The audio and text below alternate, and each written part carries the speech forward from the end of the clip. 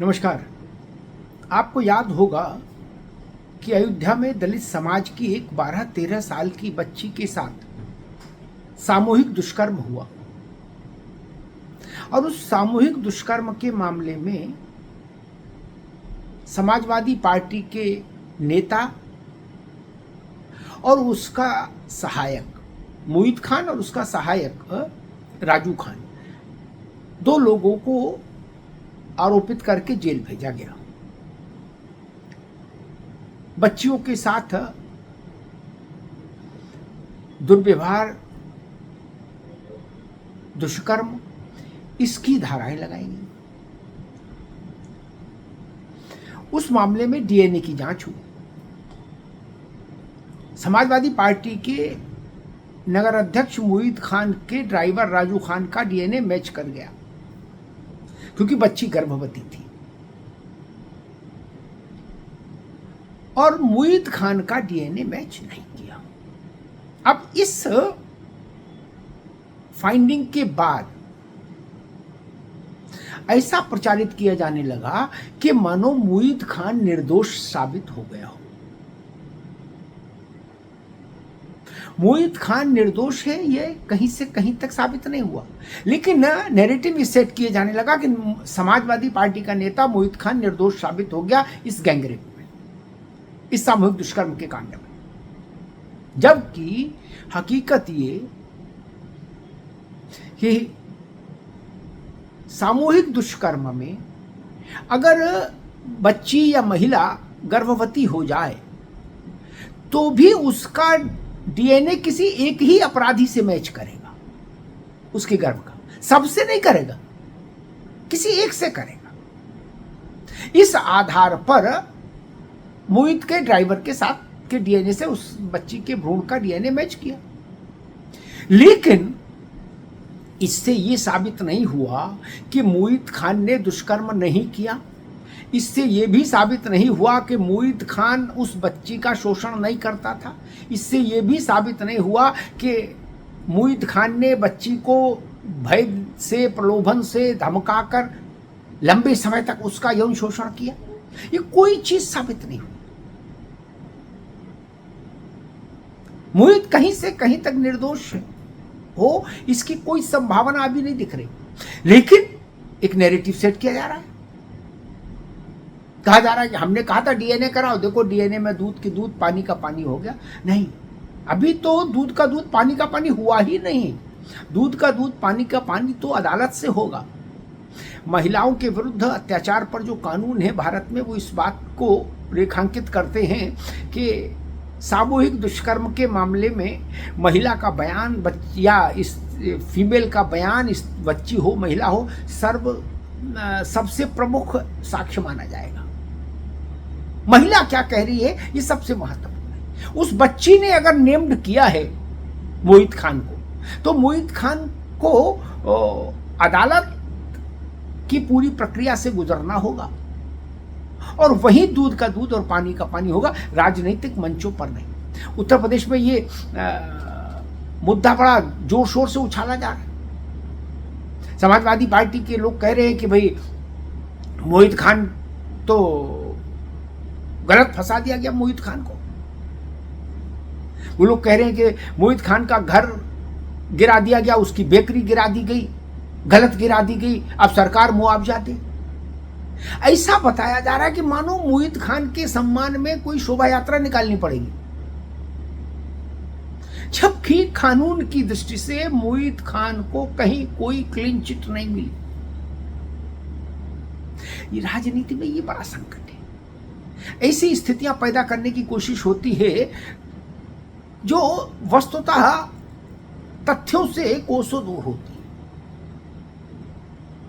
अब चूंकि उपचुनाव है उत्तर प्रदेश में 10 स्थानों पर, उसमें एक उपचुनाव मिल्कीपुर में है जो अवधेश प्रसाद के लोकसभा में चुने जाने के कारण खाली हुई है सीट, और मोहित खान और अवधेश प्रसाद का भी रिश्ता अच्छा था। मोहित खान भी मिल्कीपुर में प्रभाव रखता था। तो ये सब चीजें जोड़ घटाने के बाद अब इस पूरे मामले को सियासी रंग देने की कोशिश हो रही है। मूल प्रश्न होना चाहिए 12-13 वर्ष की नन्ही मुन्नी बच्ची की आंख के आंसू। पहले एक और नैरेटिव फैलाया गया था, वो भी बड़ा खतरनाक था। पहले तो इस बच्ची के परिवार वालों को डराने धमकाने की कोशिश की गई, फिर लालच दिया गया। जब वो नहीं माने, उन्होंने केस वापस नहीं लिया, तो फिर एक नैरेटिव और हुआ कि इलाके में ये फैलाओ कि ये बच्ची चरित्रहीन थी, दीजिए, और बच्ची की मां भी चरित्रहीन थी। ऐसा नैरेटिव सेट करने की कोशिश की गई, जिसे देखो वो इस धारा की ओर घटना को मोड़ने की कोशिश करता था। एक क्षण को मान भी लिया जाए तो भी, मान लीजिए कोई महिला, कोई बच्ची आपकी परिभाषा के मुताबिक चरित्रवान नहीं भी है, तो भी यह हक किसी को हासिल नहीं होता कानूनन कि वो उसके साथ दुष्कर्म करेगा, नहीं ना। अब तो ये प्रचार ही झूठ था। इस प्रचार की बाद में पोल भी खुली, सिर्फ चरित्र हत्या करने की कोशिश हो रही थी कि पीड़िता की मां का और पीड़िता का चरित्र हनन किया जाए। मोहित खान को लेकर स्वाभाविक समाजवादी पार्टी में एक छटपटाहट रहेगी। वो उसका नगर अध्यक्ष था है। समाजवादी पार्टी ने इतने हंगामे के बाद, इतने जघन्य पाप के बाद भी मोहित को हटाया नहीं, न पद से न पार्टी से। कन्नौज में नवाब सिंह नागर रेप के मामले में जेल गया तो समाजवादी पार्टी ने एक पर्चा जारी कर दिया कि भाई इससे हमारा लेना देना नहीं, हम तो इससे कई साल पहले निकाल चुके। अब निकाला नहीं निकाला वो जाने, लेकिन कम से कम चिट्ठी तो जारी की, उतना लिहाज तो रखा। मोहित के मामले में तो पार्टी ने कुछ नहीं, पार्टी पूरी शिद्दत से मोहित के पीछे खड़ी है। हैरानी की बात है, मोहित खान को निलंबित भी नहीं किया। कब तक में यही हो जाता कि चलो जब आप आरोप मुक्त हो जाएंगे तो फिर पार्टी आपको ले लेगी, लेकिन अभी पद मुक्त हो जाइए और पार्टी से निलंबित रहिए, दूर रहिए। नहीं, नवाब सिंह और मोहित के मामले में सपा के दो पैमाने थे। नवाब सिंह यादव को पार्टी ने बाहर का रास्ता दिखा दिया, लेकिन मोहित के कंधे पर समाजवादी पार्टी अपना हाथ रखे रही। उसने मोहित के कंधे से अपना हाथ हटाया ही नहीं। और जब ये डीएनए के मामले में उसका डीएनए मैच नहीं किया, उसके ड्राइवर का किया पीड़िता के भ्रूण से, तो समाजवादी पार्टी को लगा कि मोहित तो निर्दोष है। उसको लगा हम तो राजनीतिक लड़ाई जीत गए। लेकिन जब उस नैरेटिव की पोल खोली कि नहीं, ये तो अवैज्ञानिक बात है, डीएनए सबका मैच नहीं हो सकता, एक गर्भ से सबका डीएनए कैसे मैच हो जाएगा। लेकिन दुष्कर्म में वो लोग शामिल नहीं है, ये कोई कैसे कह सकता है।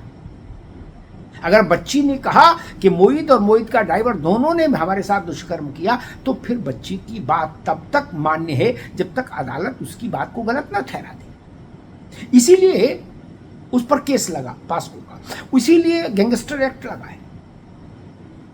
तो कुल मिला के अब सियासी रस्साकशी चल रही है अयोध्या में।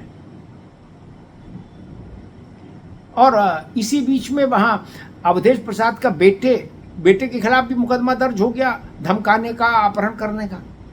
तो समाजवादी पार्टी को थोड़ा सा और झटका लगा। उस झटके से मोहित वाली इस ताजा घटनाक्रम से सपा को लगा शायद हम कुछ रिकवरी कर पाए, उबर जाए कि मोहित का डीएनए मैच नहीं किया। लेकिन जैसे जैसे समय बीता, ये बात साफ हो गई कि मोहित का डीएनए मैच न करने का अर्थ ये कतई नहीं कि मोहित अपराधी नहीं। मोहित अपराधी नहीं है, ये अब केवल अदालत बता सकती है, बाकी कोई नहीं। धन्यवाद।